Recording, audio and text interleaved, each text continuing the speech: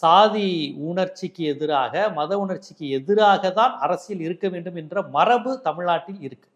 மக்கள்கிட்டையும் இருக்கு, கட்சிகள்கிட்டையும் இருக்கு.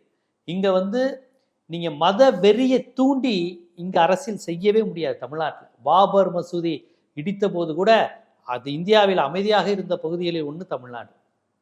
காந்தி கொலை செய்யப்பட்ட போது கூட கலவரம் இங்க நடந்துடக்கூடாது, இந்து முஸ்லீம் கலவரம் நடக்கக்கூடாதுன்னு திருச்சி வானொலி நிலையத்தில் பெரியார் கொன்றது ஒரு முஸ்லீம் இல்லை அப்படின்னு சொல்லிட்டு விட்டுட்டாரு. கொன்னது பார்ப்பனர்னு அவர் பெரியார் சொல்லலை. ஏன்னா அந்த நேரத்தில் சொல்லக்கூடாது, எமோஷனலா அப்பாவி பார்ப்பனர்கள் பாதிக்கப்படுவாங்க அப்படின்னு பெரியார். அப்படிப்பட்ட பண்படுத்தப்பட்ட தலைவருடைய மண் இந்த மண். எல்லாரும் கேட்குறாங்களே பெரியாருடைய மண்ணு பெரியாருடைய மண்ணுங்கிறாங்களே. பெரியார் எம்எல்ஏ, கவுன்சிலர், எம்பி, குடியரசுத் தலைவர், முதலமைச்சர்லாம் கிடையாது. ஆனாலும் இது பெரியார் மண்ணு தான். காமராஜர் ஆட்சி செய்த போதும் பெரியார் மண்ணு தான்.